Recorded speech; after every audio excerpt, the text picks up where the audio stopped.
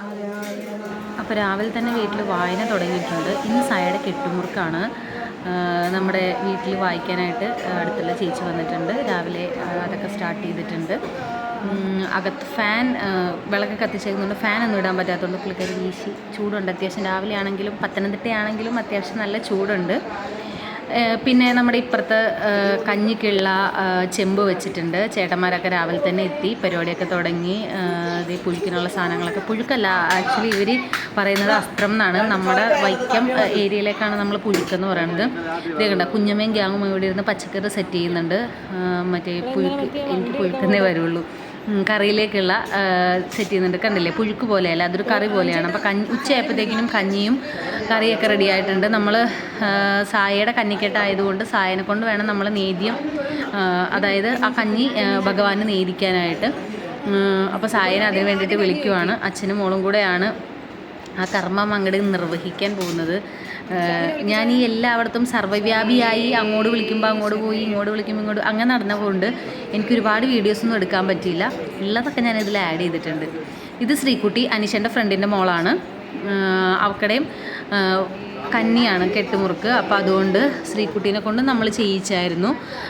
കഞ്ഞി കോരി ഒഴിപ്പിച്ചായിരുന്നു. പിന്നെ അതിനുശേഷം കറി, അച്ചാറ്, കറി എന്ന് പറയണത് കുറേ വെജിറ്റബിൾസ്, എനിക്ക് തോന്നുന്നു ചേന, ചേമ്പ്, കാച്ചിൽ, കൂർക്ക, മത്തൻ, കുമ്പളം, പിന്നെ വൻപയർ, കടല, കറുത്ത കടല, ഇതൊക്കെ ഇട്ടിട്ട് ഉണ്ടാക്കിയേക്കുന്ന, തേങ്ങയൊക്കെ ഇട്ട് അങ്ങനെയൊക്കെ ഉണ്ടാക്കിയേക്കുന്ന ഒരു സൈസ് ഒരു പ്രത്യേകതരം കറിയാണ്. നല്ല ടേസ്റ്റാട്ടോ അത്. ഞാൻ ഇതിനു മുമ്പ് ഉത്സവത്തിന് വന്നപ്പോഴത്തേക്കിനും ഒരു പ്രാവശ്യം ഈ കറി കൂട്ടി കഞ്ഞി കുടിച്ചിട്ടുണ്ട്. ഇങ്ങോട്ടൊക്കെ ഞാൻ കണ്ടിട്ടുള്ളൂ. നമ്മുടെ അങ്ങോട്ടൊക്കെ കൂടുതലും പുഴുക്കാണ് കേട്ടോ. ഇത്രയും ലൂസായിട്ടുള്ള ടൈറ്റായിട്ടുള്ള പുഴുക്കായിട്ടായിരിക്കും കേട്ടോ. പിന്നെ അത്യാവശ്യം ഉച്ചയായപ്പോൾ നല്ല ആളുകളൊക്കെ വന്നു തുടങ്ങി. എനിക്ക് ശരിക്കും ഇത് ഇങ്ങനത്തെ ഒരു സംഭവമാണെന്നൊന്നും അറിയണ്ടായിരുന്നില്ല. ഞാൻ വരുന്നു, അടിച്ചു വാരി തുടക്കുന്നു, എൻ്റെ ജോലികളിലൊക്കെ ഞാൻ നടക്കുന്നു. വൈകുന്നേരം ആയപ്പോഴത്തേക്കിനും പന്തലിടാനുള്ള ഷീറ്റ് വരുന്നു, ഡെസ്കും മറ്റേ കസേരകളും വരുന്നു, വലിയ വലിയ പാത്രങ്ങൾ കൊണ്ടുവരുന്നു. അപ്പോഴാണ് എനിക്ക് മനസ്സിലായത് ഇത് ഇത്രയും വലിയ പരിപാടിയാണ് എന്നുള്ളത്. അനീഷേട്ടൻ പറയുമായിരുന്നു എങ്കിലും എനിക്കതിനെപ്പറ്റി വലിയ ഐഡിയ ഉണ്ടായിരുന്നില്ല ശരിക്കും. ഇതൊക്കെ ഭയങ്കര, ഇവിടെ ശരിക്കും അയ്യപ്പക്കഞ്ഞി എന്ന് പറഞ്ഞാൽ ഭയങ്കര ചടങ്ങാണ് എന്നാണ് പറയുന്നത്. എനിക്ക് അതിനെപ്പറ്റി വലിയ ഐഡിയ ഇല്ല. ഓക്കെ. പിന്നെ ദേ പപ്പടം, നമ്മൾ ഉണ്ടാക്കിയത് കഞ്ഞി ഉണ്ടായിരുന്നു, കറി ഉണ്ടായിരുന്നു, ഒരച്ചാറ്, പപ്പടം, അങ്ങനെയായിരുന്നു നമ്മൾ ചെയ്തിട്ടുണ്ടായിരുന്നത്. ഉച്ചക്ക് അത്യാവശ്യം ആളുകളൊക്കെ വന്നിട്ടുണ്ടായിരുന്നു. ഫസ്റ്റ് ഇതിൽ തന്നെ ഭഗവാൻ നേദിച്ചതിന് ശേഷം സായക്കും ശ്രീകുട്ടിക്കും അവർ ആ കഞ്ഞിക്കെട്ടാണല്ലോ, അപ്പോൾ അവരെയും ഇരുത്തി കഞ്ഞി കൊടുത്തിട്ടുണ്ടായിരുന്നു. പിന്നെ നമ്മുടെ അപ്പുറത്തും ഇപ്പുറത്തുള്ള വീട്ടിലത്തെ അമ്മമാരും കുഞ്ഞുങ്ങളും എല്ലാവരും വന്നിട്ടുണ്ടായിരുന്നു. ഭയങ്കര സന്തോഷമായിട്ട് ഇങ്ങനെയൊക്കെ നടത്തിയിട്ട് പോകാമെന്ന് പറയുമ്പോൾ അതൊരു ഭാഗ്യമല്ലേ. അങ്ങനത്തെ ഒരു ഭാഗ്യം ഉണ്ടായി. ഇതാണ് കേട്ടോ ഞങ്ങളുടെ കുഞ്ഞമ്മ, അനീഷേട്ടൻ്റെ കൊച്ചിൻ്റെ ഭാര്യ. പിന്നെ ഇത് നമ്മളകത്ത് വായിക്കുന്ന കണ്ടില്ലേ. അപ്പോൾ ആ വായന കഴിയുന്ന സമയമാകുമ്പോഴത്തേക്കിനും ഇവിടെ നമ്മൾ പായസം കൊടുക്കണം. വൈകിട്ടും കുറച്ച് പേരൊക്കെ വരും, അപ്പോൾ അവർക്ക് എല്ലാവർക്കും പായസം കൊടുക്കണം. അപ്പോൾ അതിന് വേണ്ടിയിട്ടുള്ള പായസം റെഡിയാക്കുന്ന പരിപാടിയാണ് ഇപ്പോൾ ഇവിടെ നടന്നുകൊണ്ടിരിക്കുന്നത്. കഞ്ഞിക്ക് ശേഷം ആ പായസത്തിലേക്കുള്ള അരിയാണ് കേട്ടോ സായനെ കൊണ്ട് ഇങ്ങനെ വാരി ഇടിയിക്കുന്നത്. ശരിക്കും രാവിലത്തെ കഞ്ഞി വെച്ചപ്പോഴും ഇങ്ങനെ അരി വാരി ഇടിക്കലൊക്കെ ഉണ്ടായിരുന്നു. പക്ഷേ എനിക്കതൊന്നും ക്യാപ്ചർ ചെയ്യാൻ പറ്റിയില്ല. ഞാൻ തിരക്കിലായിപ്പോയി ഗൈസ്. സോ അതൊന്നും എനിക്കിതിലേക്ക് ആഡ് ചെയ്യാൻ പറ്റിയില്ല. ഇങ്ങനെ കുറച്ച് സംഭവങ്ങൾ മാത്രം അവിടുന്ന് ഇവിടുന്നൊക്കെ കിട്ടിയ കുറച്ച് ക്ലിപ്സും. പിന്നെ ഉച്ചയായി വീട്ടിൽ നിന്നൊക്കെ എല്ലാവരും വന്നു, ബൈക്കത്തു നിന്ന് എല്ലാവരും വന്നപ്പോൾ ആൻറ്റിയൊക്കെ ഉണ്ടായിരുന്നു. ആൻറ്റി, മാമന, പിള്ളേർ, അച്ഛമ്മ, പപ്പ, അമ്മ, കിച്ചു, അങ്ങനെ എല്ലാവരും വന്നിട്ടുണ്ടായിരുന്നു.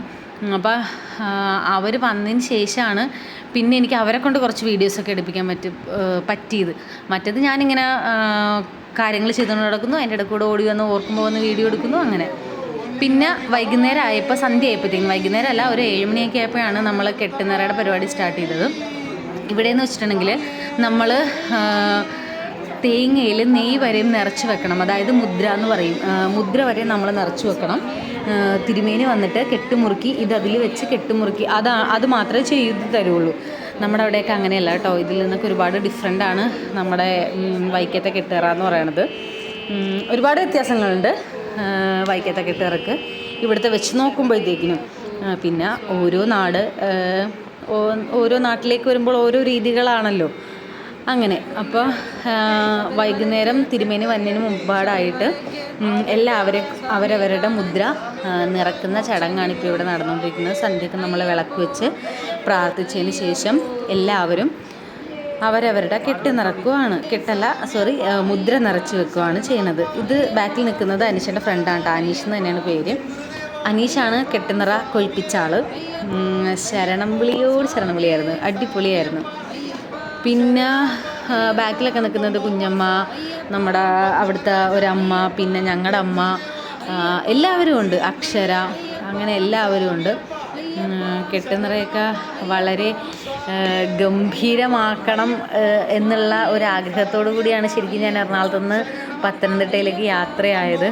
എൻ്റെ യാത്ര വളരെ സന്തോഷപൂർവ്വം കംപ്ലീറ്റ് ചെയ്യാൻ പറ്റി എന്നാണ് എൻ്റെ ഒരു വിശ്വാസം. അതിനുശേഷം എല്ലാവരും അവരവരുടെ മുദ്രയെല്ലാം നിറച്ചു. പിന്നെ ഇതിപ്പം മുദ്രയെല്ലാം മറ്റേ കോർക്കൊക്കെ വെച്ച് അടച്ച് പപ്പടമൊക്കെ വെച്ച് ഒട്ടിച്ച് ലീക്കാവാത്ത രീതിയിൽ സെറ്റ് ചെയ്യുന്ന പരിപാടിയാണ്. പിന്നെ അതിനുശേഷം ചുമ്മാ സായ ബ്ലാക്ക് ഡ്രസ്സൊക്കെ ഇട്ട് വന്നപ്പോഴത്തേക്കിനും അവളെ കുറച്ച് ഫോട്ടോസൊക്കെ വീഡിയോ ഒക്കെ എടുക്കാമെന്ന് വിചാരിച്ച് വന്നാൽ പക്ഷേ അവളങ്ങ് നിൽക്കാനുണ്ടായിരുന്നില്ല. അതിനുശേഷം ഒരു 8:15 ആയപ്പോൾ തിരുമേനി വന്നു. തിരുമേനി വന്നിട്ട് ചടങ്ങുകളൊക്കെ ആട്ടോ ചെയ്യുന്നത്. ഇവിടെയൊക്കെ കണ്ടില്ലേ, എല്ലാം ഇങ്ങനെ പേപ്പറിൽ പൊതിഞ്ഞാൽ വെക്കുക. സായനെ കൊണ്ട് കെട്ടിൽ അരി വാരിയിടിക്കുന്നുണ്ട്. അതിലേക്കുള്ള സാധനങ്ങളെല്ലാം സായനെ കൊണ്ട് തന്നെ, അതായത് സായയുടെ കെട്ടിലേക്കുള്ളത് സായനെ കൊണ്ട് തന്നെ എല്ലാം റെഡിയാക്കി വെപ്പിക്കുന്നുണ്ട്. ഇങ്ങനെ എല്ലാം റെഡിയാക്കി വെച്ചിട്ട് കെട്ട് നിറക്കുക എന്നുള്ളൊരു ചടങ്ങാണ് തിരുമേനി ചെയ്യുന്നത്. പിന്നീട് എപ്പോഴെങ്കിലും എനിക്ക് വൈക്കത്തെ ഒരു കെട്ടുനിറയുടെ വീഡിയോ ഇടാൻ പറ്റുമെങ്കിൽ ഞാൻ ഇടാം. അപ്പോൾ ആ ഡിഫറൻസ് മനസ്സിലാവും. എനിക്ക് തോന്നുന്നത് എൻ്റെ ചാനൽ കാണുന്നവർ വൈക്കംകാരാണ് കൂടുതലെങ്കിലും മനസ്സിലാവുന്നുണ്ടായിരിക്കും ആ ഡിഫറൻസ്. പത്തനംതിട്ടയിലൊക്കെ ഇങ്ങനെയാണ് കേട്ടോ. ഞാനും ഇത് ആദ്യമായിട്ടാണ് എക്സ്പീരിയൻസ് ചെയ്യുന്നത്. കല്യാണം കഴിഞ്ഞിട്ട് ആദ്യമായിട്ടാണ് അനീഷേട്ടൻ മലക്ക് പോകുന്നത്. കാരണം കൊറോണ സമയത്തായിരുന്നു കല്യാണം.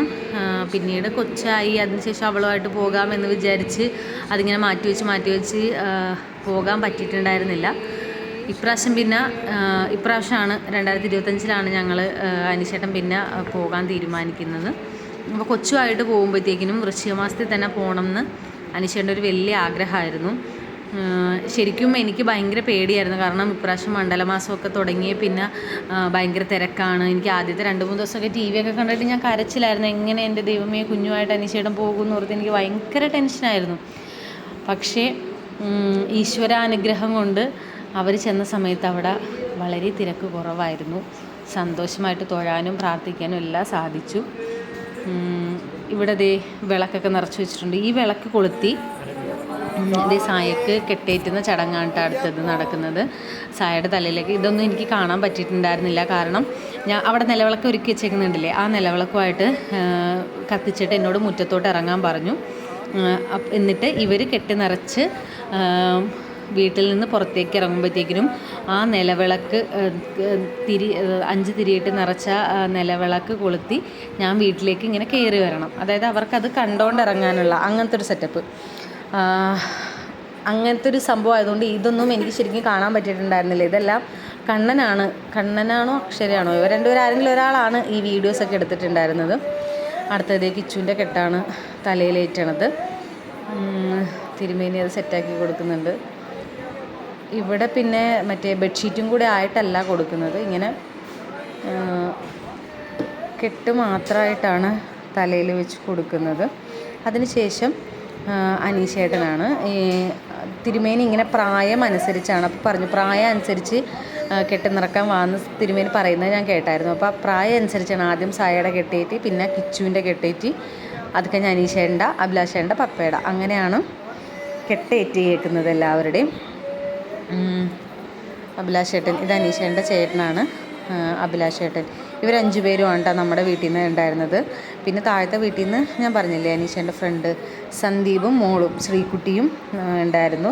അവർ 2 പേരുണ്ടായിരുന്നു. പിന്നെ ഏറ്റവും താഴത്തെ വീട്ടിൽ നിന്ന് വേറൊരു 2 പേരും കൂടെ ഉണ്ടായിരുന്നു. അങ്ങനെ ഇവർ 9 പേരാണ് നമ്മുടെ ഇവിടുന്ന് പോയിട്ടുണ്ടായിരുന്നത്. അവസാനമായിട്ടാണ് പപ്പ കെട്ടേറ്റിയത്. ഇതൊന്നും ശരിക്കും ഞാൻ കണ്ടില്ല കേട്ടോ. വീഡിയോ എഡിറ്റ് ചെയ്യുമ്പോഴാണ് ഞാൻ ഈ പോർഷനൊക്കെ കണ്ടുകൊണ്ടിരിക്കുന്നത്.